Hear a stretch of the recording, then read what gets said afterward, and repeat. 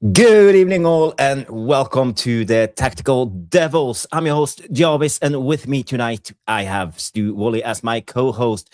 And everybody, we are going to celebrate Man United winning against Crystal Palace 2-1. It it was a difficult game.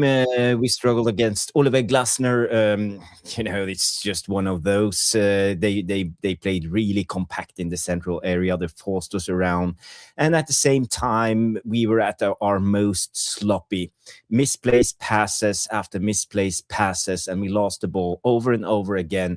So the first half was dreadful, and it wasn't even getting better when Lacroix scored in the beginning of the game on a corner kick and a header. So the game was difficult. Crystal Palace was 1-0 up. They sat back. They defended really well. And, we huffed and puffed, but we didn't produce anything until I think it was Harry Maguire's header in the 30th minute. But that second half, we came out. We had a different level. I think we improved really well. And there were the situation, the penalty situation in the 53rd minute. Stu and I will go through it. We will watch the footage. I will have Stu's take. I want your take on it. Was it a red card? Should it be a penalty? Were we lucky? Did we catch a break?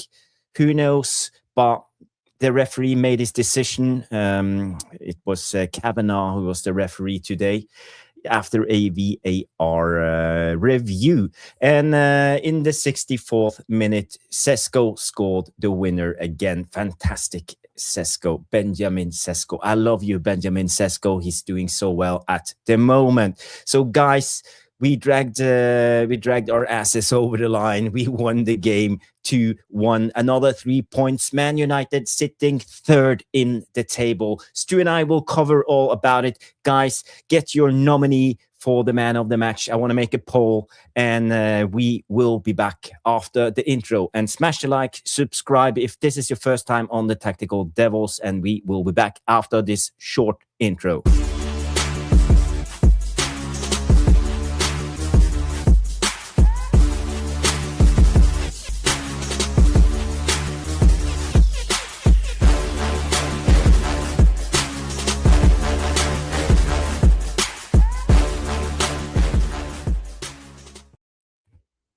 Yes. Boom, boom, boom. Man United won another 3 points, and welcome to the Tactical Devils. How are you, my friend? How are you, Stu Woolley? Are you excited after another 3-pointer? Am I excited? No, because I think I was asleep for most of it. But just before we start, I'd just like to thank everybody for all your kind messages. We've had loads of messages come in from various platforms. So I just want to say thank you very much for that. Jay Key is doing better. So thank you all for your support and all your kind words. I really appreciated those. As for the game, the absolute snooze fest. It was rubbish, but you know what? At the end of the day, I know we'll go through everything, but we got 3 points, and we are genuinely in third position. Villa are definitely on the downturn, which is great for us. But we are gonna have to start looking over our shoulder at those fuckers down the road from Scousland, because they have started to turn the corner. Yeah, and they're becoming more and more consistent. And they could well challenge us for top 4. We can't afford to slip up now. We are in the race of our lives to get Champions League football. But at the end of the day, you win games by hook or by crook, don't you? The points don't matter. The Arsenal results. Arsenal think themselves pretty lucky, but they've got 3 points. City will start to look at it and think, fuck. If Chelsea can't beat Arsenal, just keep getting over the line. City yesterday, look at that. A load of controversy yesterday, wasn't there, with VAR between Man City and Leeds United. So right now, anything can happen. Really. And I don't think Liverpool have the heart as well, Prince Jones. I agree with you on that. But anything can happen right now, which is absolutely brilliant. And I'm quite excited now. You're right. I've got into the exciting part in... but we can't be. I'm a little bit Calm down, disappointed of the calm down. performance, yes, No. but it's always like this with Man United. Yes. We know that we are not good enough at the moment, and I think we were fairly spot on in our preview, and we talked about Luke Shaw, Mazraoui. We covered that. We talked about the centre backs having problems playing out from the defense. Yeah. We did. We couldn't. And we talked about Sesko starting up front and what it meant for Man United. So I think we covered all the points in the preview. And I have to say, even the score prediction was right. I said 2-1. You got it right. I again, thought 3-0. You got it right. Yeah. again, Nostradamus. Not tooting my own horn, but sometimes we get it right on this channel. If it was just luck, I don't know. We've had a few this year. I mean, I've had a few correct scores, haven't I? You've had a correct score, few correct scores. I've had a few this year. I think it's knowing and reading the game of football, actually, Jarvis. Knowing, how we think the game will go, because obviously we dive into it a little bit and we look about, we look at the game. I mean, I think we'll all appreciate. We started off very slowly once again. Carrick ball, you have to wind Carrick ball up like an old radio, and then it kind of appears out of nowhere. He obviously got into them in the second half, didn't he? Because we started. Are you thinking about those old music boxes? Those old new music boxes, the old gramophones, the old cars, the old cars to get the engine started. We've got to wind this up at this point in time. But there are certain things that alarm me still. Yeah. Casemiro went down with a little bit of cramp again. Maguire subbed off. What happened to Maguire? Is he injured? You don't know. Luke Shaw. Well, Luke Shaw got a stamp on the toe, but he should be all right. Unless he's broke his foot. I mean, those boots are terrible. Today's boots are awful. They don't give you any cushioning up and above your toes. So we'll have to see. We're back in action Wednesday. It'll be a shock to the system for these players. And then, terribly for us, we've got another 14 days off, haven't we? I think. Well, we can just about send them all on holiday another time. We may as well send them away again, because they just haven't recovered, have they? That momentum from that break, they just haven't recovered from. We weren't great going into that break, but that break it's caused us more problems. So I hope they've learned. Because it's a tough game, but Newcastle aren't winning at the moment. We're playing teams that aren't winning. We've got a really good chance against Villa, haven't we? But that's in 2 and a bit weeks' time we play Villa. So interesting. But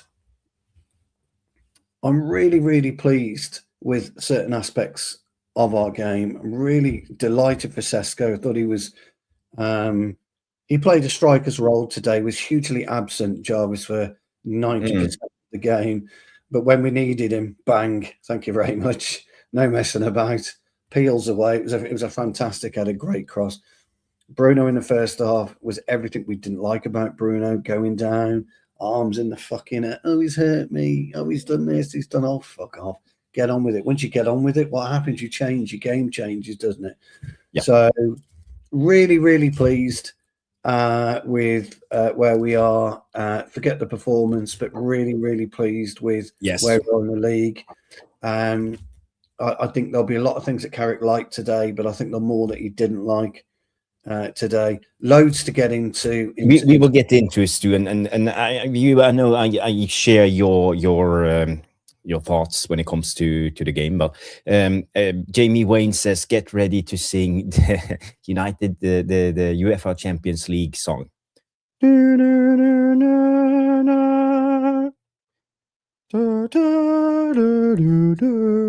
Sounded like P.A. Yeezy. I thought you were singing P.A. Yeezy for the first bar. I'm looking forward to the Champions League. Right now, I only have body glimpse when it comes to the Champions League. I want to see Man United back in the best European competition. The Champions League. The Champions League, right? It needs Manchester United. The Champions League needs our history and our heritage. I was watching, I don't know if any of you were seeing it, but it was the MotoGP first round in Thailand. So I had to obviously catch up with what's been happening with that. And there's a changing of the guard today. in terms of 2 race winners, Bezzecchi and Pedro Acosta. Okay. Not the best bikes on the planet. The KTMs come from nowhere. Pedro Acosta wins the sprint race, finishes second in the main race. Bezzecchi was leading the sprint race, crashes out, but wins at the main race. So it's really interesting what's going on. The Premier League is very, very similar. Me and Jarvis, as you may well know, in the summer, we were talking about teams that we feel would drop off, and we were right with a lot of it that we felt would drop off. And so ultimately, we're going to be wearing the red with pride in Europe next season, and I'm so happy. 100%. I see a lot of people have tuned in. I see Sean, I see Tyrone, Amir, we have Roddy Johnson, Jarle Malmin is in the house. All of you legends, thank you everybody for tuning in. The Witinator comes in and say we have 10 likes. So guys, if you haven't, do us a favor and smash the like. I know everybody's is just yapping about the smash the like and subscribe all the time. Yes, please. I try not to say it too often, but if you haven't, please do us a favor and smash the like. And it's time to start the show and look into the stats. So first of all, I want your nomination for the man of the match, because I want to create a poll. So I need your nominees. I think we should nominate Bruno for me, goal and assist. I think we should nominate Cesko. But besides those two, who are we going to pick? Mbumo, Casemiro. Bremer was woeful first half. Cunha. Cunha didn't have his best game. Mazraoui played okay. Yeah, 100% Mazraoui. I'm going to go with. I'm going to add Casemiro to it. 2 really good headers. Well, not really good headers, but got into position twice. And Mazraoui. So the nominees, people, Sean put in Bruno, man of the match for sure. Okay, but you guys will decide on the vote. Jamie, you want Sesko to be the man of the match. Mazraoui coming in from Roddy Johnson. Same, all good shouts. Got no issues with those. Okay, the Primot comes in with Kobe. I'm not so sure they're on the Primot on that one.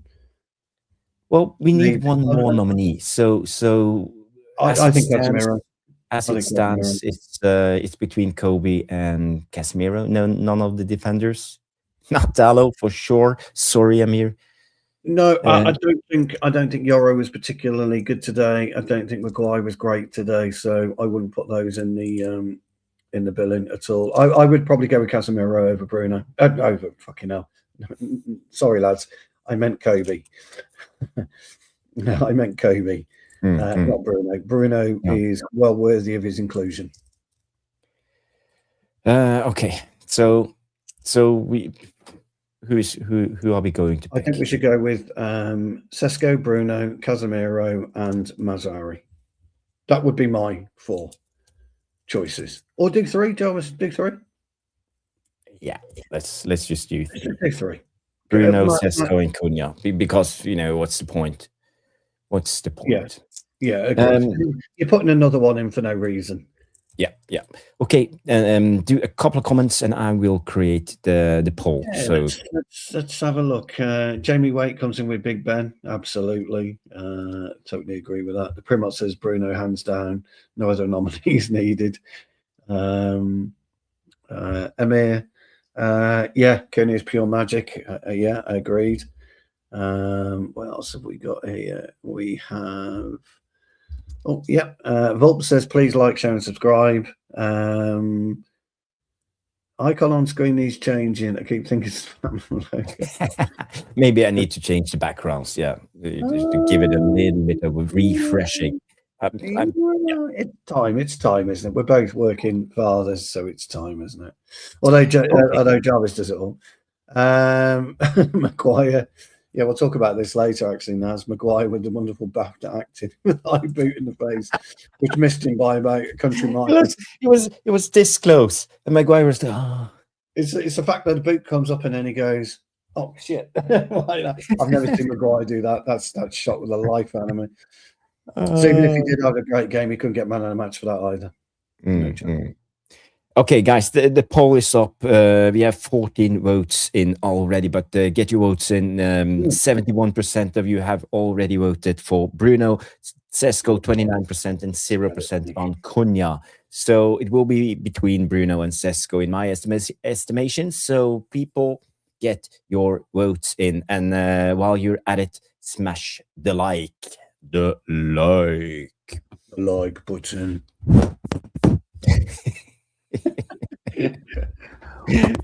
Okay, guys. My super new Before Stu eats up his microphone, let's. I love that. I love my like. I'm going to get a top. You can get a top for it. You can get a colour top. So I'm going to get a pack of those tops, Jarvis, so you can change different colours. So I might change different colours. I might have red one day, might have pink the other. Depends on. You just go on and order one of those with tactical devils on it, like look like a real professional. Have you told everybody about our new merch line that we're thinking of doing? No, I haven't told anyone.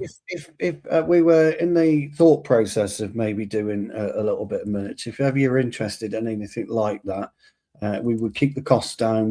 This is not about making money for us, but if you guys support us actually every show that we do. So if you wanted something, I'm sure me and Jarvis could arrange something. I won't do blue one, Jamie. I promise I won't do blue one. We could do something if you wanted a Tactical Devils mug or something like that. We don't want to open up a pure merch shop, but maybe it's up to you guys. It's up to you guys, if that will be interesting, for you. But if you want a picture, Jarvis, on your chest. I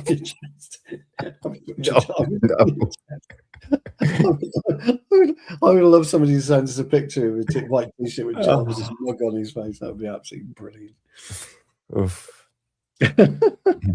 So much funny. Well, Prince James, I'd love a Tactical Devils mug or hat. Yeah, a mug. That will be perfect. The mug's a mug with the logo. The logo up in the corner. Yeah. Tactical Devils. Yeah, and Jamie Wayne will wear the DJ Cocker. Yeah. DJ Cocker. Oh, I don't know about that. I don't know about that. Yes, guys. Let's just get going. I wanna share the facts of the game. We can start with that. We always start with the facts of the game. So let me just share the screen. And while you're sharing that screen, Jarvis, do you know what we should do as our pièce de résistance and our merchandise? A plain white t-shirt with a pair of sunglasses here. That's all we need, isn't it? That would be our harmonica, as we say in the UK. Harmonica. That'd be great. Yeah, anyway, that would be more serious stuff. Yeah. Okay. We have been waffling now for 18 minutes. So this is the momentum of the game. As you see, Crystal Palace opened really strong. I would say the first 15 minutes they were the better team for sure. They were causing us a lot of trouble.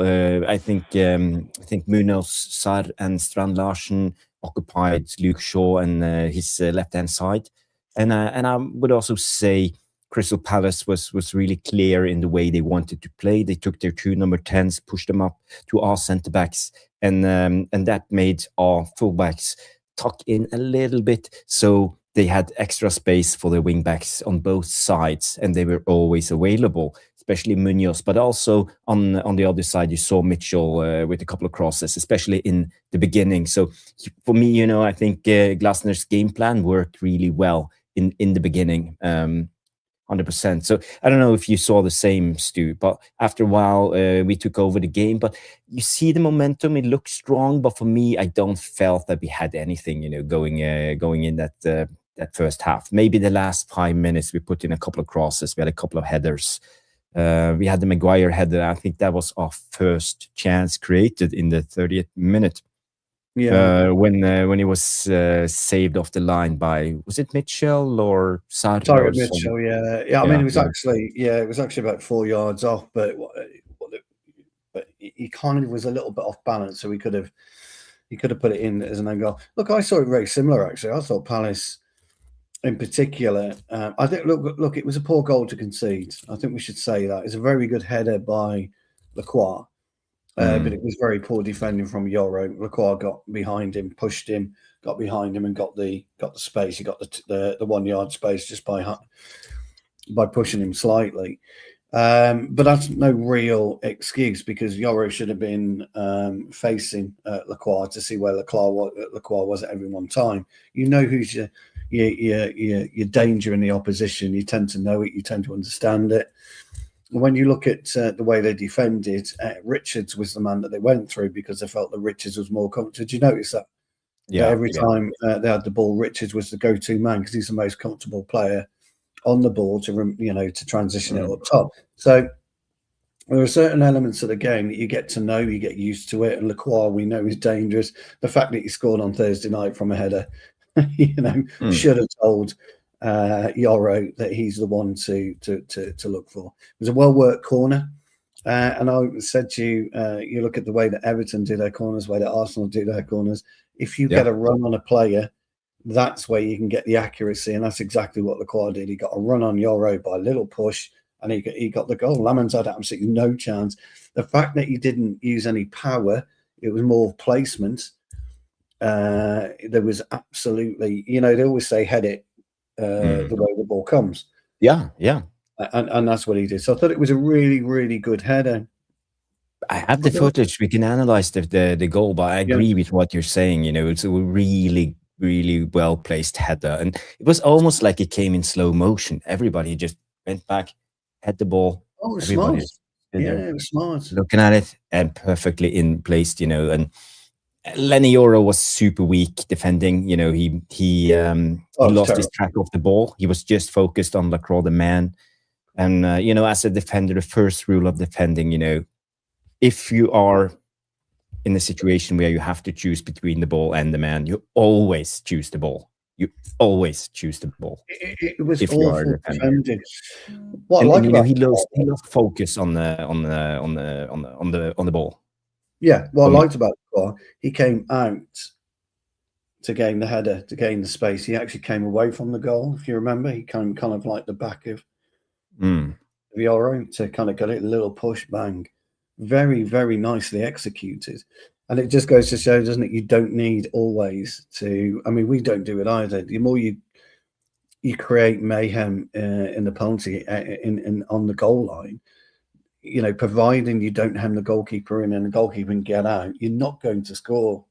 Unless it comes off somebody's shoulder or it comes off somebody's knee or whatever. So I didn't think Maguire was well placed either with the. With the goal either, if I'm being honest. I think Maguire was well placed. There you go. We'll have a look, but first of all, I just want to say hi to a guy I haven't seen for a while, Pegasaurus. Oh, Pegasaurus. Yeah. Hey. Pegasaurus. Yeah. Hello, chaps. Coming in, and he says the guy in the purple that's used to looks like Bert from Sesame Street. Yeah. Bert and Ernie. Am I Ernie then? I've been called that one before. I think it was it Bert? I think it's the hair, isn't it? Yeah, it's It's a little bit up today. Needs flattening a bit, but it's a little bit up today. But yeah, I've been called that before. Okay, guys. Have a close look at the situation. We have Maguire and Lenny Yoro is in the left of this picture, but he will come in frame pretty soon. So the corner kicks comes. Yeah. So there you have it, Stu. So what's your initial take? Maybe if we take it back a little bit and look at this duel, if we slow it down, what happens here? Well, ultimately, Maguire's hopping around. Look, watch him. He's just hopping around. He didn't know what to do, Maguire. He didn't know where to be. We don't clear ourselves enough. We should have been out in and around 8 yards there rather than the 4 yards that we are. We should be in and around 8 yards because there is no real danger. Like I say, the Lacroix header. Look where Yoro is. Yoro's a million miles off him. The Lacroix header was beautifully put, but, the ball, when the ball goes out towards the penalty spot or towards the 18-yard box, you have to push out because if you're quick and Lacroix gets the header back in and just say it was just a looping header to the back post, you're going to catch them offside, and we didn't. Actually, when you look at the way Le Mans is, that's exactly where you need to be. You've got 2 yards worth of space for Le Mans to work in, but the problem is he had absolutely no chance with that. But it's Lacroix and Yoro, which is the problem. It's the way that Lacroix kind of gives Yoro that fucking push just at the right time, which gives him the space to then push his header back. That's the real issue. So if you play it back right from the beginning. Yeah, do you want to see this situation? Yeah, if you watch Lacroix now, just watch Lacroix. Stop. There you go. And he's stopped Yoro, hasn't he? A brilliant piece of play by Lacroix. Now, you could argue that on normal day, I mean, he's had to try and get it over the defensive line there. He's had to try. That's why he's kind of like leaning and lifted at the same time, because he's had to try and get it over. Yeah, you could argue that on a normal day he won't make it. That the header wouldn't make it, if that makes sense, because we might have been better positioned, or Le Mans might have been better positioned. The fact that we were ball watching, all of us were ball watching, and it's a set piece that they've practiced. The fact that we're all ball watching and trying to occupy the central area, left Yoro isolated with Lacroix. But look, at the end of the day, it was shite by Yoro. It was fucking abysmal by Yoro. It was a good header. But a header from 10, or is it 12 yards, maybe? Close to 12 yards, Shouldn't Lamans save it? If you look where Lamans is, he's quite close to the left. Does he get his weight on his left foot? And, that is that why? His weight's wrong. And if you look at the header, if you play it on. Okay, let me just do this first. You've got to come out, haven't you? Yeah. Yeah. If you play it on. I just want to look at Lamans. If he does a little jump, he always does a little jump. Yeah. It's absolute pinpoint. The way the header goes. It's unfortunately Yoro's in a real, and Yoro is just caught once in here. We weren't great, period. But again, you see Lamans doing this. Yeah. And, it's not the first time. I'm not criticizing Lamans. I know he's still young, and he had a brilliant game. He was man of the match in the last game against Everton. But maybe he should have been there. Maybe. It's a beautiful placed header. I'm just saying. I'm just asking the question. It's a really good goal. What makes the header is the way that Lacroix dominates Yoro. That's what makes the header. Look at the space he's got in that box environment. If you've got a free header and you're decent in the air and you've got accuracy on your brain, then 9 out of 10 times you're going to score. Yeah, but the jumping up and down. For me, I think problem with this view, Jarvis, is it doesn't show how far across Lamans is. It looks like he's in the centre of the goal there, doesn't it? But he's not. He's closer to the left post than we realise, and that's why he doesn't get across. And the ball just drops just in between the post and the net, doesn't it? Maybe I'm just reaching, I'm not trying to put the blame on Lamans. I'm just asking the question because I didn't see it before now that he was like doing this. It's the right question. It's the right question to ask. But if you think about it, Maguire was hopping around like a pansy as well in there. That's what he was hopping around, and he didn't know what to do. Maguire, he looked completely lost. Very strange. 23 likes coming in from Volp, so please, guys, if you haven't, do us a favor, smash the like. Kevin Donovan is in the house, coming in and say, great to have the 3 points. Benjamin Cesko, a great player. 100% Kevin Donovan. But I don't think Cesko had a particularly good game up until the goal. He struggled, and it reminded me a little bit about what we've seen from Højlund in the last couple of seasons. It's all by yourself as the striker. And one of the biggest problems is for me when we go into attack in the first couple of games, let's say the 3 or 4 first games, Casemiro and Maino was more staggered, and one of them always drifted forward into the attack. Close proximity to Bruno, close proximity to Mbumo. But now we see them both like holding on. They're not. One of them is not pushing forward, so we have one less man going into attack. And for me, I don't know why this have happened, but it's the third game in a row when we see the midfield pairing, the pivot, is too passive. I don't know if you saw this too. Well, I did, and the fact that Mainu couldn't pass 2 yards for the first 40 minutes was absolutely dreadful today. His passing was dreadful. His vision was dreadful. His control of the ball was dreadful. He was dreadful, John. It's absolutely dreadful. And Casemiro struggled to get into it because they were quite industrious in the middle of the park, weren't they? So you got Munoz. Strand Larsen made a big difference. He makes a big, big difference to the way that Palace play because he takes the ball in the middle of the park. He's strong. He's big. Yeah, he's got a decent touch for a big lad. He's a better player than people give him credit for. But what he does, and I'm going to go back to my old mate Barry, by the way, who netted against Newcastle. Did you see the Barry goal? He scored with his ass. Yeah, I don't know if you guys have seen the Barry Everton goal, but he scored with his ass. That's a clinical poacher's goal. Poachers do that, no, but when he comes on, he makes a big difference in the hold-up play. Yeah. And he allows the midfielders to get up with him, and then he uses the width quite nicely. Strand Larsen did that very, very well with Munoz today and Tyreek Mitchell when he was attacking. I thought they used that play very, very well. Wharton looked like a real player in the first half. He was awful second half. He was terrible second half. I think he was injured, and he also came off. He was limping while he was coming off. So for me, I think it doesn't make sense not subbing off who was it? Kamada.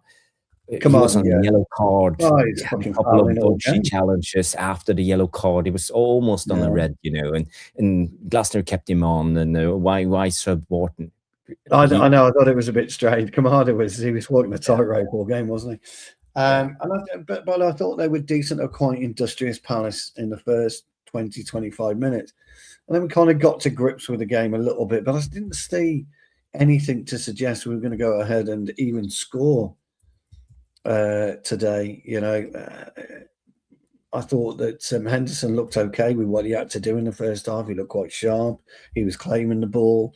He was using his area well, but he used Richards brilliantly as an outlet.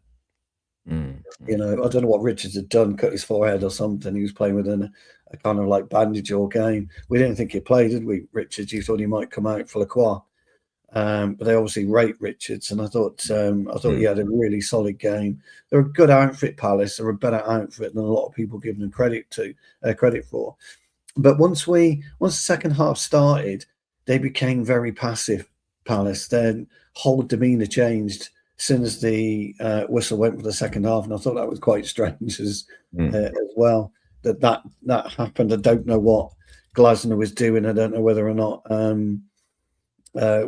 they were whether or not they tried to change the way they wanted to play. They were going to sit back more in the second half. So. But I think it also I think they gassed out a little bit. Remember they played in the Europa League 3 days ago, and the turnaround. Players get tired. But in the first half, it looked like we were the guys who played 3 days ago. To be honest, Jesus, we got treacle, haven't we? I just want to say. I want to bring up the tactical board, Stu, and this is a tactical channel. We are the Tactical Devils. So, guys, just to explain what I saw in that first half, I think Brendan Johnson and Saad, they pinned down Lenny Yoro and Maguire. They stayed in this position, and that's why when they had the wing backs, like say Mitchell and Munoz, Luke Shaw and Dallow were reluctant to push out, so they kept themselves a little bit too tight to the centre backs, and by doing that, there were some extra space on the wings. for Munoz and for Mitchell. And in the beginning of the game, you could clearly see them coming around, them being free, putting in crosses, and I can show you the clip from. I think this was the second minute of the game. Let me just play this. So the pass comes from Lacroix, and you had Munoz there and Sarr. So they created a couple of chances, and also let me just show you the one with Mitchell, and I think that was also in the. Just gonna see, where is it? Yeah, it's this clip. So again, you see here Crystal Palace with Munoz on one wing, and you also had Sarr always in close proximity. You see Maguire is on the number 10. Lenny Yoro. So they actually dragged both our centre back over, and and you have also Dalot here, and it means that Mitchell on the opposite side has a lot of space. You see them coming through here on the other side, and looky there. You see on the other side, who do we have? Sorry, Mitchell. The interesting thing about that whole attack, a lot of space. Yeah, the interesting thing about that whole attack was the way that Strand Larsen used his knee, or whatever it was, the lower part of his leg, to lay the ball off. It was speed, it was intentional, and that's what gave them the space to be able to manoeuvre the ball from right to left. And they did that very, very well in the first 20, 25 minutes, 30 minutes. They did. And look, as like I say, I didn't see anywhere in terms of, in terms of us getting into the game at that point. I thought we were very disjointed in the way that we played. I didn't think our possession play was any good. Our passing was fucking abysmal. It really, really was fucking abysmal. We couldn't pass 2 yards at one point in that first half. We weren't attacking the aerial challenges. We were letting the ball bounce way too much in the middle of the park, and it cost us. They were more aggressive than us. Kamada was just kicking everything that fucking moved, and for whatever reason, he got away with it today. He was just absolutely. But you look at everything the way that Palace did, and you look at how they can find space. You look at everything there in front of you. Each man in the middle third, in the middle part of the pitch, has got space. You've got Sarr in between. Is that Mainu and Sesko? You've got Richards completely by himself. You've got You've got Bruno pointing. You've got Casemiro looking. He's in no man's land there, Casemiro. And this is what was happening in that first. In fact, the way you stopped it actually sums up the whole first half. Yeah. The way that we did. Strand Larsen is pushing. And so is Brennan Johnson. So here they're occupying the back. Yoro. They're all situating themselves on Yoro. At that point, so you could see what they were trying to do, and they used their outlets well. It didn't matter who it was, whether it was Richards, whether it was Lacroix. They used their outlets really, really well, and they manoeuvred the ball nicely at times. So again, the touch, by the way, from Strand Larsen was absolutely brilliant. It's only a little thing, tiny little thing, but this is what a good striker does. Is this one? Just watch it. It's just a little. There you go. Yeah, with his upper thigh or knee or whatever. Upper knee or thigh. It was a brilliant little touch. And now Yoro's in real problems because look at where Strand Larsen can move into. All Sarr got to do, by the way, is push it between the two, Yoro and Maguire, and Strand Larsen. The ball here, and Strand Larsen could go directly in. Yeah, it's all he had to do. But that's beside the point. But the fact is... Yeah, but it's worrying as you see both our centre-backs are getting dragged out because of the width of Munoz. And I think they really exploited us in the first 25 minutes because of this. And, we talked about this in the preview, that Glasner doesn't play the same 3-4-3 as Amorim used to do because he pushes his wing-backs really high and wide. All the time, and that was probably one of Amorim's biggest problems. He never got the wing backs going in the system. No, that's right. And Munoz is still pointing. mate, ready to go. You've got Wharton there in acres of space. Mainu doesn't know where Wharton is. This is all happening in front of us. Cunha doesn't know where Munoz is. This is, Shaw is in no man's land. This was indicative of exactly the first half about where we were, probably, problems wise. So it's a good night, Catherine. Good night. Good night, Catherine. Yeah. Good night. It's a good piece of play. It's a good video to demonstrate the gaps that were there in the first game, in the first period. Yeah, and for me, I think that was the Glasner game plan, and the wingers wide, Sar Johnson, Strand Larsen, and as soon as the ball came out on one side, Sar and Strand Larsen, they reacted instantly, dragged the whole team over here, and you had the opposite guy waiting and were free all the time, and they caused us a lot of problems. And Munoz especially, I think he's a brilliant player. I think he's very talented. Unfortunately, I think he's too old. He's 29 years old. 29, yeah. So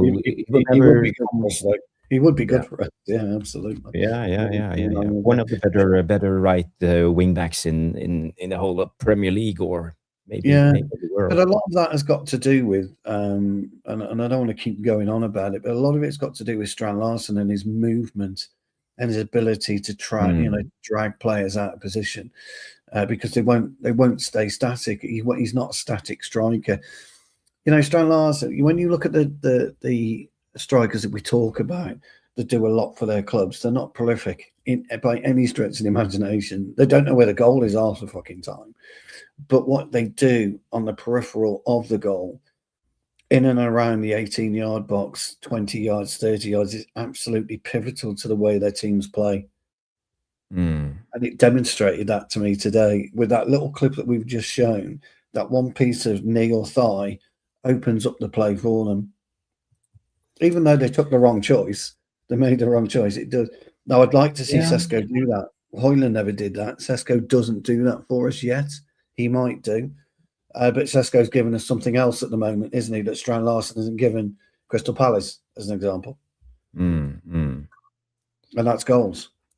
Big up, Prince James. The best thing about the show tonight is that no one is rage baiting for attention. Yeah, well, we never do that. It's not us, Prince. Not us, mate. We don't do that. Yeah. I'm almost 50, for God's sake. Why should I sit here and rage bait people? Fuck that. Another, not like we weren't warned, but again, we see it. Strand Larsen coming down, brilliant layoff, Munoz and Sar, and again, creating lots of problem. Look at Maguire here in the middle of the picture, getting dragged out of position. Luke Shaw totally misplaces this. He's tracking back as good as he can, getting dragged out of position. Yeah, he did. Yeah. And in this instance, you also see Lenny Yoro is pinned down by is it Brennan, isn't it? Brennan Johnson, yeah. So you also have a huge gap. And again, you see the space in between right here. Well, what's our biggest problem there, though, Jarvis, right now? As you can see it, what's our biggest problem there?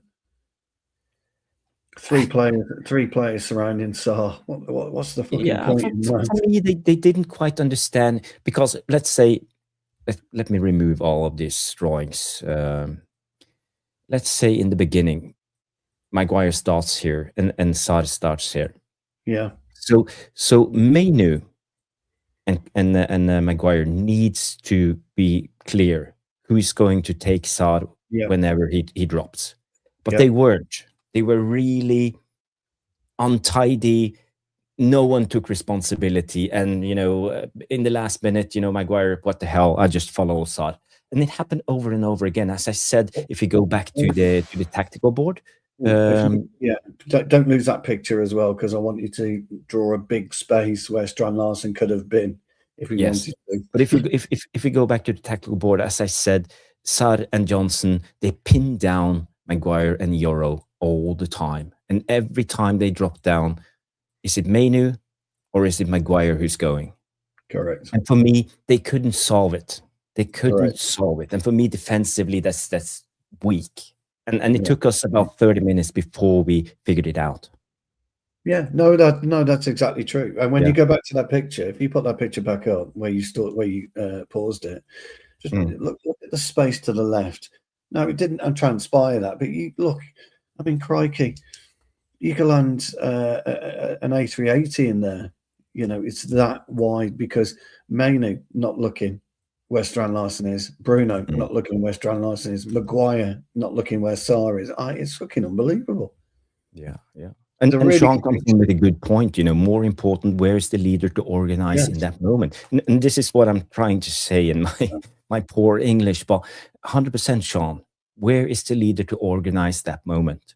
And for me, where Maguire should be. You know where Maguire should be, and Maguire should be where you put the X at the very beginning. And we shouldn't vacate this space because of this. We know now we have another opportunity. As we saw in the first clip, Strand Larsen could have just ran straight through in that pocket, and now we create that pocket again. Yeah. So that's just how football is. And if we look at this attack to the end, Munoz cut back, Sarr, great chance. Gets his shot off, Gets his shot off, So not impressed by the performance, to say it like that. No. And this is the thing you see, and you know, people will look and they will point fingers at certain players, but you've really got to understand that there's a zero communication going on at that point for 4 players to be in the same space, occupying the same space at the same time. And Sarr, by the way, it's actually worth pointing out, 3 players around him at that point and still managed to get into the box and get a shot away. Terrible. Absolutely fucking abysmal. What's going on? There's something here within the madness. What's going on? Oh, I'm so sorry, and the madness. I'm so sorry to hear you. Sorry, mate. Sorry about that as well. That's it's been everybody put the heart emoji in the chat for End the Madness. You know, it's not been a good week. Yeah. Stu knows all about it. Condolences. Yeah, my condolences. Sugar. Well, my condolences. Hang in there, stay strong, and the madness, you know. Yes, please. Yeah, please do that. Me and Jarvis are here. If you want to reach out to us separately, you know how to get hold of us. We are here to talk. We'll be there for you. God bless you. This is the community of the Tactical Devils. Such a great community, guys, supporting each other. You know, when it really matters. And Manus, you are always one of the positives. You know, coming in with the never a negative word. So, yeah, God bless you. God bless you. God bless you.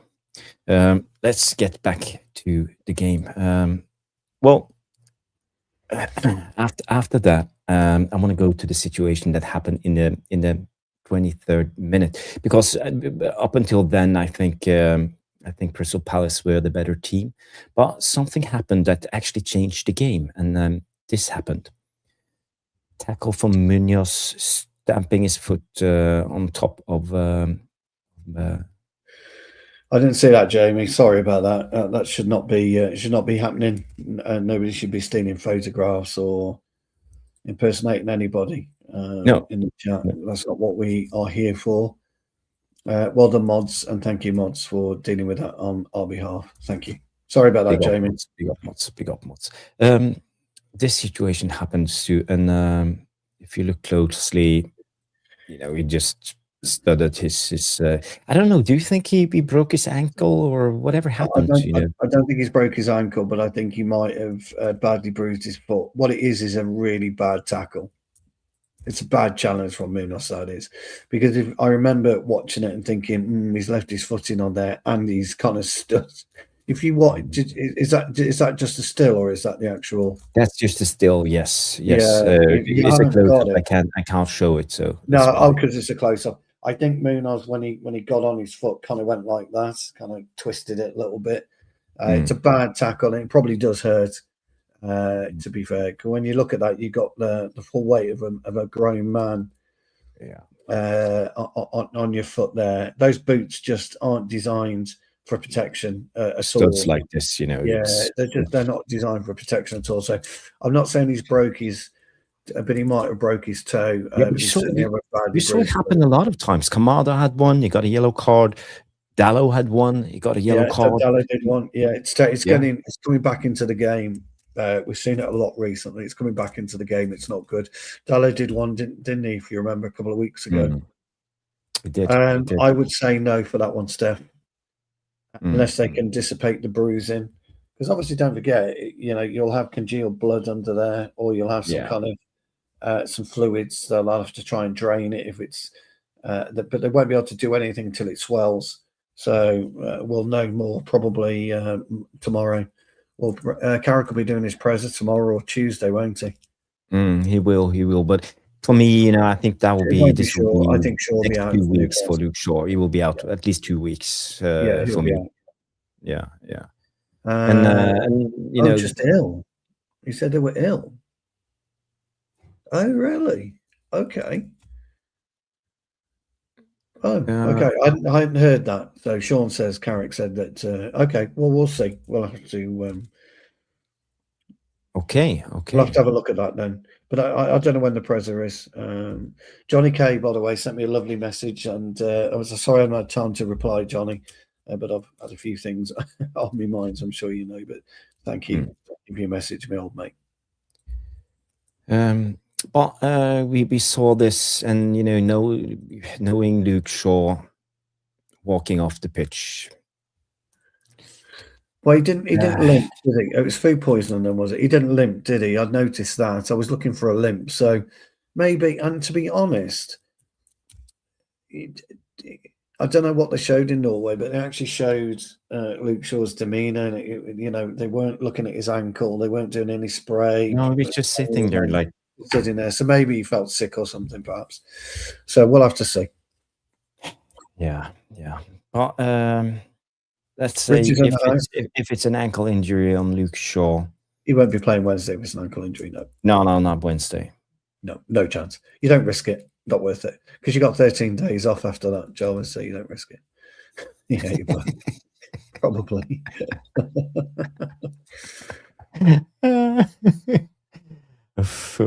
Luke Shaw. It's funny. Yeah, but he limped off. So yeah, Luke Shaw is out. Maguire maybe food poisoning. That's half of our defense. It is, because I didn't see the presser, so I don't know what he said about Martinez. So, yeah, but starting to think about it now, we have Aiden Heaven as the backup. Martinez still injured. Do we know what's happening with Martinez? No, I haven't heard anything, but I don't think he will be back. Jamie's talking about our mods. They are the best. We do have the best mods. By far, my old mates, they are absolutely brilliant, and a big hey to Vicky. I think Vicky's watching, so big hey to Vicky as well. Hey, big up, Vicky, big up. Stephanie says Greg's sausage rolls that aren't heated up properly are bloody dangerous. Steph, I was traveling to an away game. I meant to say this a couple of weeks ago, and I came across something I'd never ever seen before, and I wonder if somebody in the chat could tell me. What the hell is a Greg's outlet? Because I saw a Greg's outlet, and I've got no idea what it is, but it was rammed as we were driving past it to the pitch. So I don't know if anyone knows what a Greg's outlet is. If you do, let me know. I wouldn't know. We have Rich in the house. Big up, Rich. Hope you're well. RD United TV. Okay. What else do I have now? We are yes. The first half. It was a lot of sloppy passes, misplaced passes. I have a compilation of at least 5 or 6 situations, so we can just run through them. You have this one, for example. This is Man United in that first half. Ball goes to Dallo, and Dallo. Oh, yeah. And let me just get the next one. are we now? So you have Lenny Yoro. I know that was absolutely Misplaced pass. abysmal. Yeah.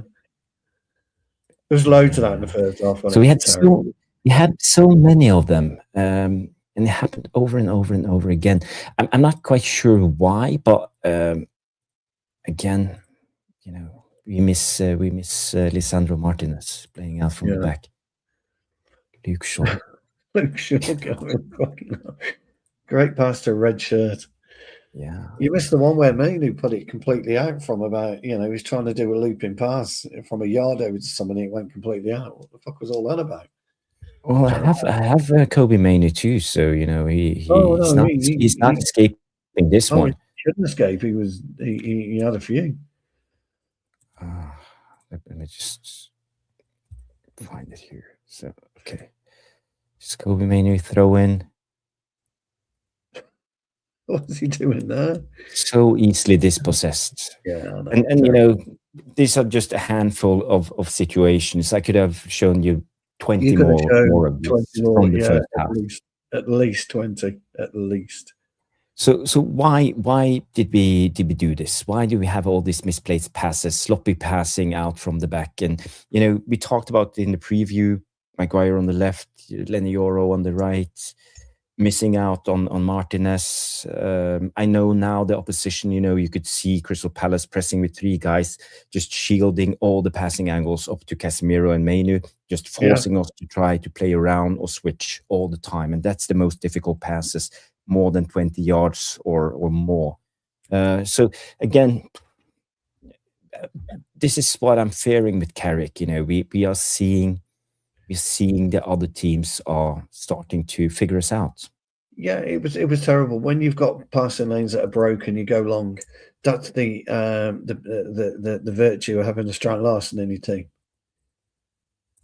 because he'll just hold the ball up, or he'll do something, he'll make something happen with the ball, or flick it, or and that's the reason for it. So when you are having problems with shorter passing or passing lanes being cut off, just go long, hold it up, allow us to get to you, and then we can do something from it. We at the minute with Cesko, we don't have that at the moment. So I think we need Sesko to, everything's going Greg's mad at the moment. We need to get that side of his game working. Yeah, and we also have the David Beckham of Portugal here with a lovely cross. You see here. Yes. Up until no one. Yeah. So again, the performance were abysmal, especially in that first half. So what changed? We saw Luke Shaw going off. I think we looked better when Mazraoui came on, especially going forward. I think Mazraoui contributes a lot more into the attack. He likes to invert. He goes inside. Luke Shaw likes to go on the outside, and I think it gave us more options, closer proximity. And I think Mazraoui had a really good game today. Played well when he came on. I thought he was steady. He looked like he hadn't played for a while. And I think that's probably what he's needed. I think with Shaw, I think Mazraoui will probably start on Wednesday. And rightly so. Yeah, I think that's no problem for me. I haven't got an issue with Mazraoui at all. I think he's an excellent buy. Bargain at 13 million. 100% bargain. Absolute bargain. A little bit injury prone, but I think it's time. I talked about it last in the preview. I think it's time to start Mazraoui. Yeah, it is. Yeah, I think Shaw. And I think he brings another dimension into our play. He's quick. He's quicker than Shaw. A bit more direct than Shaw. Good in the air, better in the air than Shaw.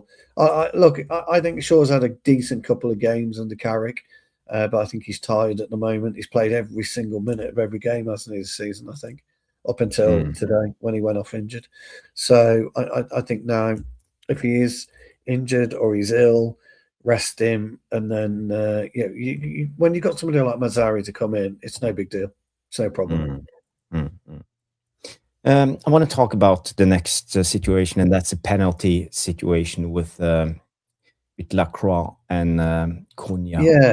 Yes. I think this will be interesting. I want to know your take on it. But Everybody, you probably saw it in the game. Let's remove this scribbling and focus on these two guys. It's Bruno on the ball. No, it's Mazraoui on the ball. That's right. Actually, Yeah. it's Mazraoui on the ball. But the situation is here with Cunha and Lacroix. So Mazraoui gives it back to Bruno. So, Stu, first of all, what is Cunha doing well in this situation? He's got a slight yard off Lacroix.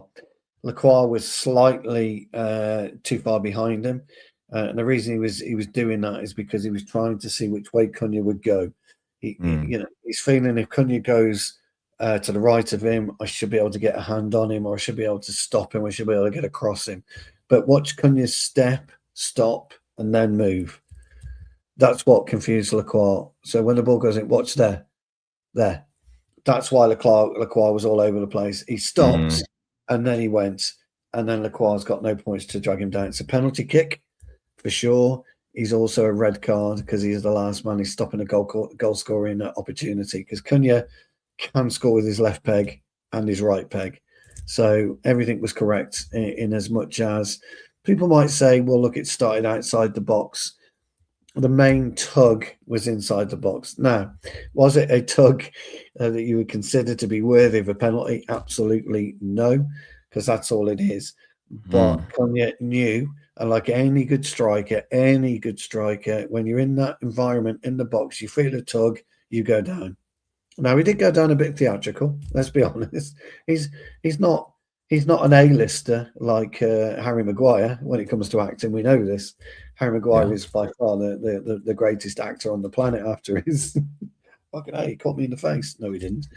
But where his hand is on his shoulder, although he's not dragging him, and he's not dragging, just holding. I think it looks soft. This is why I say it is a soft penalty because he's just holding him. He's not actually dragging him. He's not pulling him.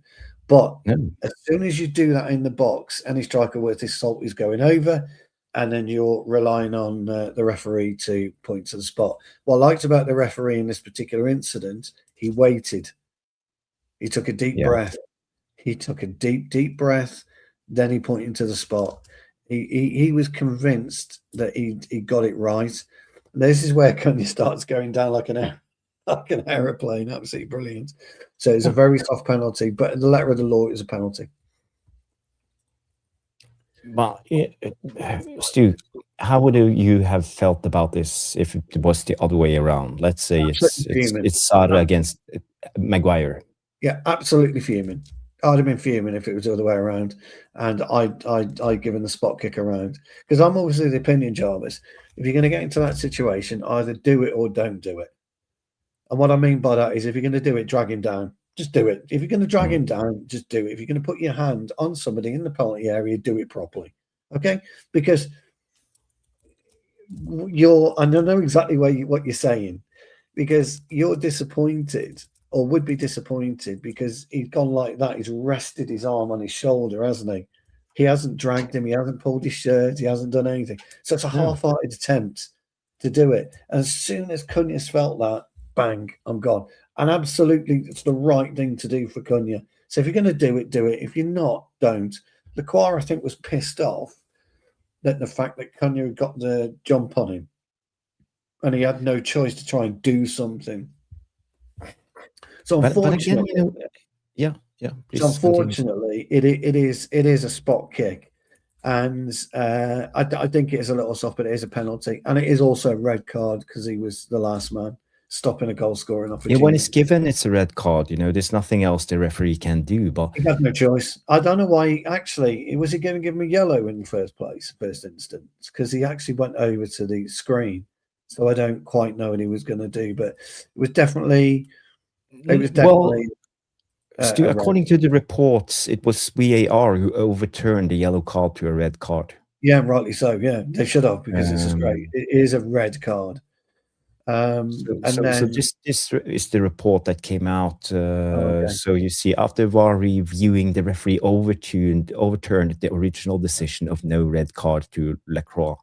referee announcement after reviewing Crystal Palace number 5 committed a clear holding offence which denies a clear and obvious goal. So every time you deny a clear and obvious goal without reaching for the ball or a clear attempt trying to get the ball, it's a goal-scoring opportunity, and final decision is a red card. Right. And it wasn't a clear holding offence, though. That's the thing. It wasn't a clear holding offence. It was. No, he had like 2 fingers on his shoulder. That's he was resting like that. He was resting like that. I mean, like I say, but the thing is, though, Jarvis, as I said before, if you do that and you put your hands on somebody and he goes down because you put your hands on him, irrespective of how much it is, it's a penalty, unfortunately. Mm-hmm. And Neil Driscoll is old school. He's coming in and say Penn was soft, but was Penn sending off? Not for me. So. No, that's and I feel the same, Neil. I agree with you. Well, because to be honest, I think now there's a disease in the modern game of football. You can see Maguire holding his head, and you saw Saliba against Spurs, throwing himself. Now you see, for me, stop it. Grown men act like grown men. Look, I'm in agreement with you. So my motto is, if I'm going to foul somebody in the box, I'm going to do it properly. I'm going to drag him down properly. That's my motto. I'm not going to put myself in a situation where I'm half-heartedly doing it and he goes down and gets the penalty, because the outcome's the same, job is whether it's half-hearted or you kick him into, kick 7 bells of shit out of him. The outcome is the same. So if you're going to do it properly. I think the Qual will be hugely disappointed, because at that point we didn't look like we were going to score, did we? Let's be honest. But it was a brilliant penalty from Bruno. Yeah. And by the way, this was the pictures the referee was viewing, because he wanted to know if the offense happened inside the 18-yard box. So it starts on the outside, but he didn't release his grip hand on his shoulder until it was over the line. So, and of course, Cunha, as I say, did everything that he's supposed to do in that situation. That is go down and get the pen. So, quick question, Stu. If Palace didn't got that sending off and penalty, do you think they would have won the game? We'd have drawn the game 1 each. Yeah. We would have scored, but it would have been a 1 apiece game. Wouldn't have won. Okay. Bilal says, "Can you bring up Grace's comment? She must have put Dallo man on a match again or something." She must. Oh, I wish Dallo helped me. Oh, fantastic! Love that comment. That's brilliant. That's brilliant. Great comment. Behave. Comment of the night, that is. Please behave. Yes. She's getting a bit all hot under the collar now, isn't she? Big up, Grace. Big up. Stephanie says 35 likes. Keep going. Come on. We're in YouTube jail, everybody. We don't know why, but we're not going out to people for some reason at the minute. So if you can get us out of jail, if you can find the key, let us know, please. So, yeah. Come on, Jarvis. Cesko would have won at the post. Yeah. Cesko. I'm loving this at the minute. Everyone's calling him Cesko. What a fucking Cesko. That's the player. What has Neil to say about the referee? So no, this is what I do agree with. This is absolutely something I wholeheartedly 100% agree with. And we spoke about this, didn't we, a few weeks ago? The penalty decision against Fulham, where Maguire won the ball but yet took him out, and I said it will happen again. And the week after, and nothing will happen. And it happened in I think the Brighton game.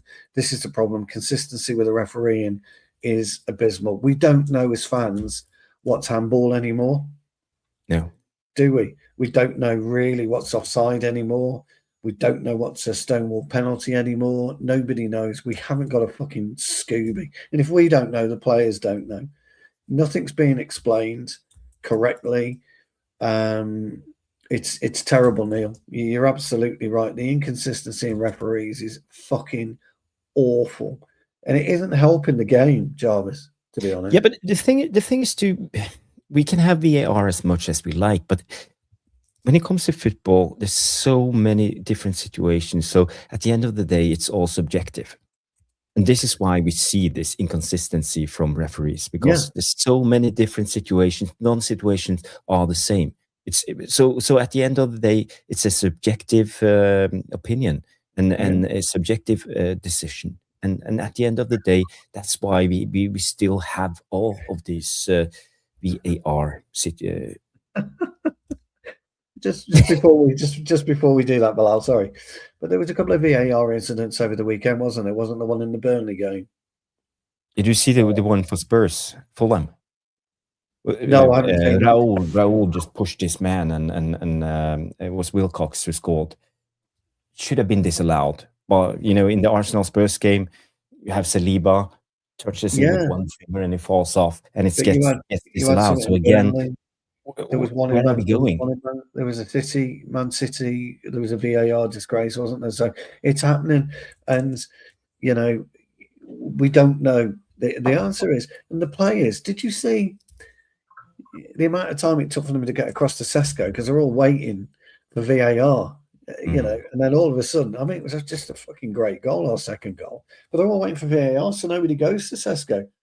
Cesko turns around and he's thinking, okay, doesn't anyone like me anymore? And then eventually they all come across because they realise it's terrible. I don't know what the answer is, Jarvis, actually.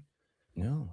I don't know what the answer is because do you go with professional Well, I think the answer VARs? for me, the answer is clear and obvious. Scrap VAR. Well, I think in the UK, and don't quote me on this, I don't know if I'm right, but I think in the UK that Gary Neville and Jamie Carragher have both been trained up to do VAR, and they're doing it, and they've either recorded a VAR game or they're going to be in the VAR, so they can give us first-hand experience. And I think we need that, to be honest. I think we as fans need ex-players to go in and have a look at it and see what the difference is, and see as they're ex-players. And Gary Neville and Jamie Carragher are talking about VAR. Well, I wouldn't have done that, and I wouldn't have given this. So I hope it happens, and I'm really quite looking forward to seeing that aspect and that angle of it, because you've got to ban VAR, or you've got to make it better. And I don't see how you can make it better. I think Neil's right. The inconsistency of, I mean, don't forget also, Jarvis, you're refereeing in the Premier League on a Saturday. You're in the VAR room on a fucking Sunday somewhere. Yeah. Or Monday. I don't know. No, yeah. I don't know. And anyway, also I see a lot of good comments. You can't even celebrate a goal. It destroys the game, and I agree. I agree. Yeah, I agree for me, unless we have some AI supercomputer coming in 100% consistent on every decision, who knows 1 million other decisions that's like it and would do the correct decision every time, but it's impossible at the moment. We don't have the technology. So again, it's okay that having it for goal line technology and clear and obvious, but when in doubt, let the referee have the decision. That's. I mean, would you go back to the referees that were standing behind the goal? Where they're there firsthand to see the penalty, to see the offside, to see the handball. Was that a better scenario? I don't know. I would have to think about it. I don't know the solution. That's my problem. Yeah. I don't. So, Bilal comes in. He says, "I wanted to send a super chat, but didn't know what to say." Well, you've said it all, old friend. And that. Thank you so much for that kind donation. But you said it all. Thank you so much for the super chat. We love you. We love you. Thank you. Thank you, Bilal. Thank you, Bilal. Well, where are we going? What's the next? It's the Cesko goal. So it's the only place to go. I want to find it. So yeah, this I don't know what to say about this, but the ball goes out to Bruno. We are putting them on the siege, and we have Cesko in front of the goal. And there's only one word for this, Jarvis, and that's brilliance. because I want you to see where Bruno delivers the cross from. And look at where Cesko is at that point in time. And we've got 2 players in the box. That's it. The accuracy needed. Sesko here. Yeah. And then Buemo. The accuracy needed, Jarvis, to reach a red head. Sounds stupid, that, doesn't it? A red head is insane. It's Beckham-esque. It really is Beckham-esque. Yeah.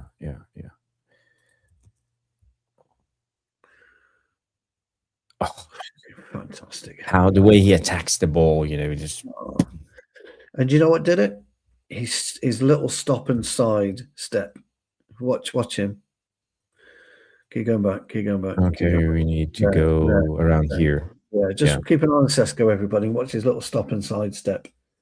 I think we're gonna slow it down a little bit and keep your eyes on the Benjamin Cesko. Yeah. Slow it down to 0.5. Yeah. Yes. Look at that. Lovely. It's a fucking great goal. Look at him, Buemo. He's like, yes. Absolutely brilliant. And then nobody knows what to do they? But like the interesting thing about that is, look at how the lack of bodies we have in there, in and around the area. It's criminal. Absolutely criminal, but a fantastic goal. Absolutely fantastic goal. It was a brilliant header. Great cross and a great header. I'm so chuffed for the lad. 10th goal of the season. How many goals do we have now in the last? Is it 7 in the last 8? Something like that. It's his 10th goal of the season, isn't it? Can you let us know, lads, how many Cesko's got this season? I think he's joined the mighty Jokeres. That's it. That's if none of us get blown off the face of the earth in the next 3 weeks. Yeah. Well, it was a lovely finish from Cesko. Oh, it's a brilliant goal. I'm so chuffed for him. After the red card, after we took the lead 2-1, still I think we didn't impress by our play. No. But we had a good chance with Casemiro. I just wanted that will be the last clip. It's you want about? Is this his volley, Jarvis? Yes, but this is a before you lovely shift of play from Bruno here. We had a corner kick. The ball was cleared out from Crystal Palace, and Bruno.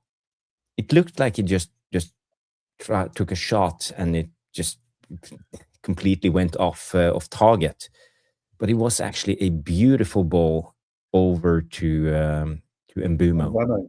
Yeah, Mbeumo in this instance, and Mbeumo had a lot of time on the ball. Palace had Lacroix sent off at this moment. Before you show that clip, I've got to ask you this, okay? Because you're more of a forward player than I am. Do you think it's a good effort, or do you think it's a fucking terrible miss? Now that's a tough question. I think Casemiro scores this 8 out of 10 times. Yeah, so did I. I thought I was expecting the ball to be nestling. I've got to be honest, and that sounds harsh, doesn't it? But I wanted to ask you that because,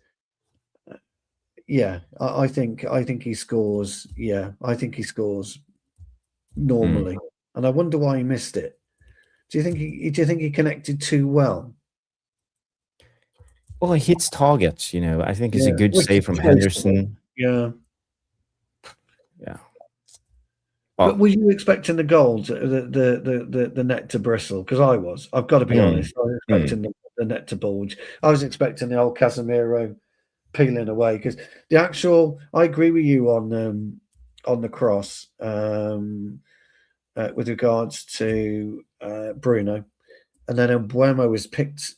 He knows how to pick a ball out, doesn't he, Mbeumo? When he's got that little bit of time, the little bit of space, he knows where to play it, and he picked it out. And he just lofts it inside, with accuracy, with that little dink, and the ball comes down. So it's a perfect pass. Yeah, I was expecting a goal.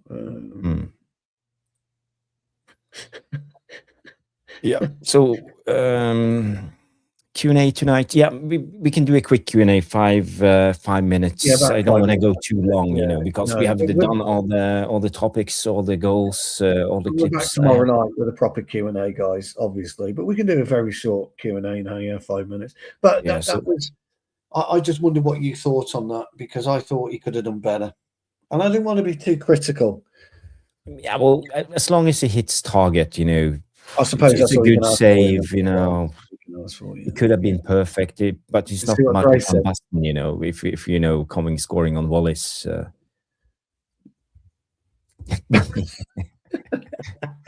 Big off, Grace. But scores in the City Stadium, though, Grace. That's what you're saying, isn't it? That's what you think. He makes it look way too easy. The mighty Dallo. Get your questions in there, guys. We'll do 5 minutes. Yeah. Grace, just gonna show you this. This is for you. Speaking of Dallo, he lost possession 10 times in that first half.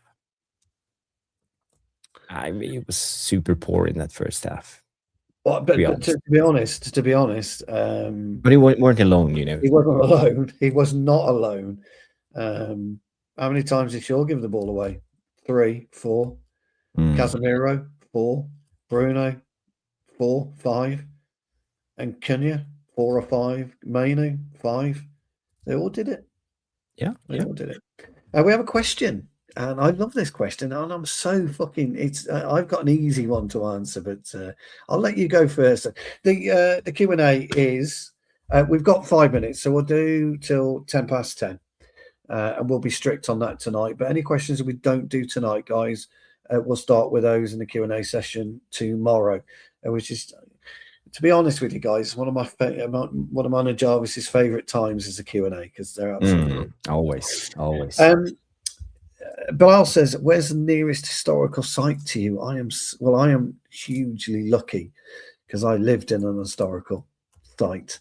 Iron Bridge. It's the oldest bridge in the UK, and it was made by probably the greatest engineer of all, Sir Thomas Telford, and it's the Iron Bridge. Iron Bridge is a cast iron arch bridge that crosses the River Severn in Shropshire. Funny enough, Jarvis, it is iron. It's made that cast iron. It's an historical World Heritage Site. Is the Iron Bridge? It's absolutely fantastic. I want to show everybody a picture of the Iron Bridge. So see if I can find a call off me, boy. 1 sec. Yeah, see if you can find that. Yeah. Yes, here we go. That's the Iron Bridge. Is it the right one? Yes, it's the right one. So, yeah. And when it comes to me and historical sites, I have one. Second World War. Always started up in the Battle of Narvik. I don't know if you heard about it. It's a port where they had the iron ore coming out from Sweden, and the iron ore were the most important thing in the Second World War. And Hitler and his Nazis, they attacked up in north first. But luckily for us, the Norwegians, the British, and the French fought together, and the Nazis had their first loss of the Second World War up in Narvik, the Battle of Narvik, and that's a historical site. And if you go into that fjord of Narvik, a lot of sunken ships and all of it, from that fierce battle. So. Yeah, we had nothing, war-wise here, but the Iron Bridge it's world famous. It really is. It's crazy, isn't it? A bridge across the river. But anyway, so when I was living in Iron Bridge, that was pretty much on my doorstep. It's now 5 minutes away from me. Okay. So, lovely. Great question, Bill. I love that. Jamie Wayne says, could we finish second? Actually, could we finish second, Jarvis? Well, let's have a look at the point. Yes, I can bring up the Premier League table. Yeah. I already have it here because I think it's interesting. And Arsenal on top, 64 points. City 59. We are sitting on 51 points. So we're 8 points behind City at the moment. Games to go. I'm going to say probably not. I think we'll finish third. But City aren't playing well, are they, at the minute? They just aren't. I think they're likely to go out to Real Madrid in the Champions League. I'm going to say no, unfortunately, but I do. Well, I think we could trim it to 4 points maybe, but I think we're probably a bit of a tall order for us at this point in time.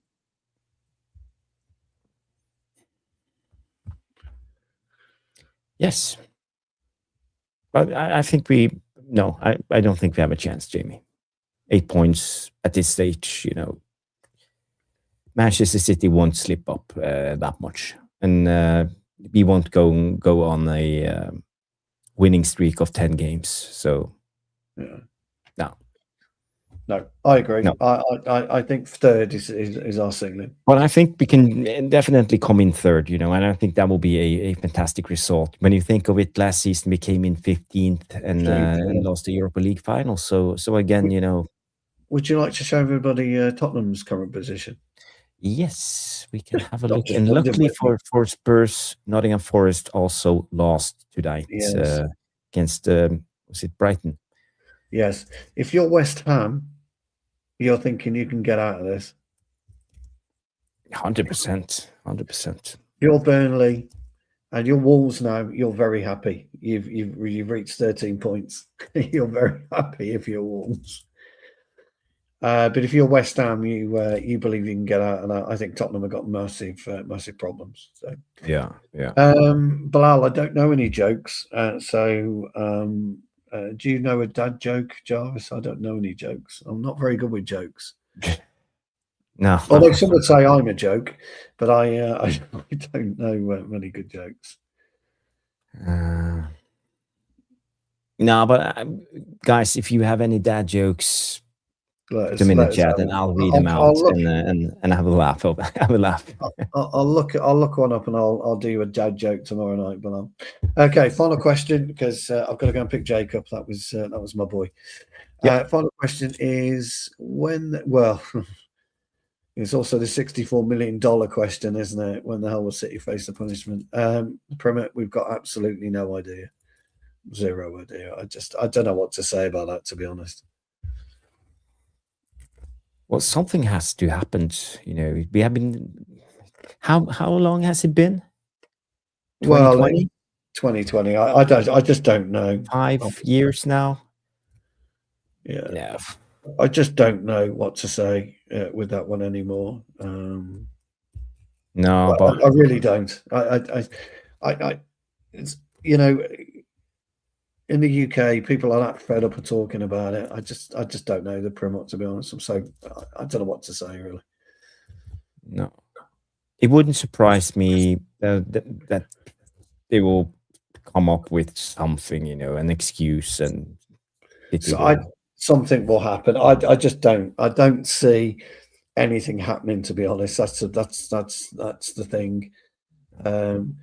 Either City have lost and they're trying to negotiate a punishment, or the Premier League have lost and they're trying to decide what to do.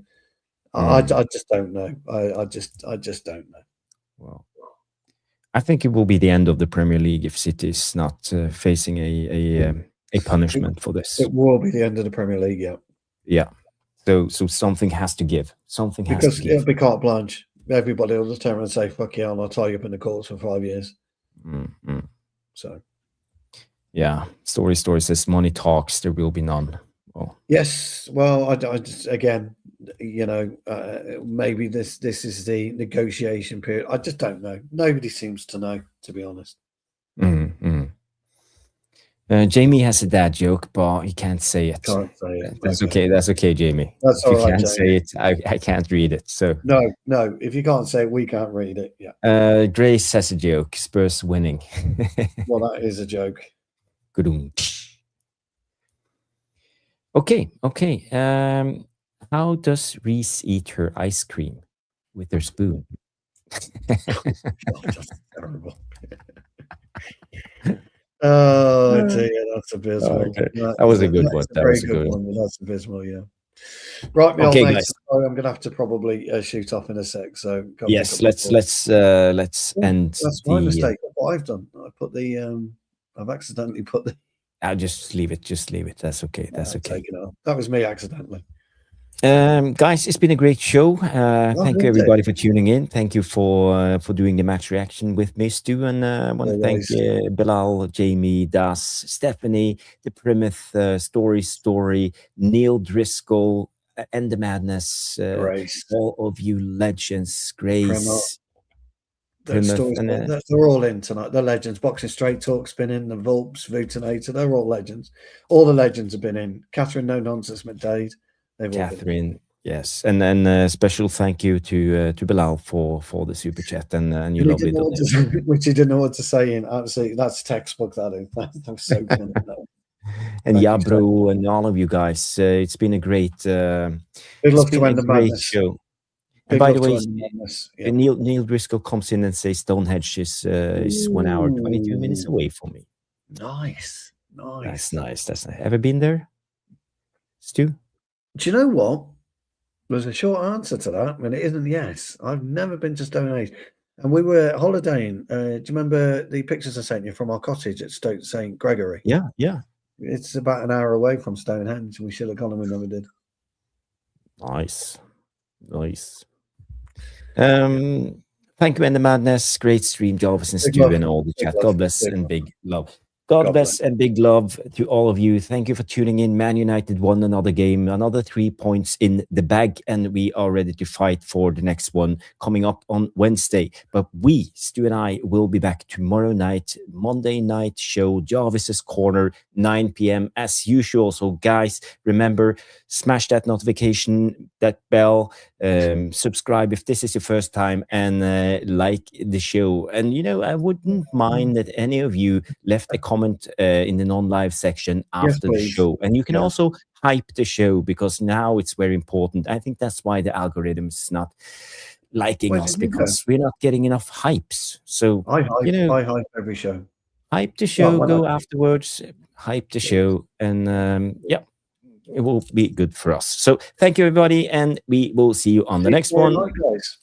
See you tomorrow night. Have a good night, and bye.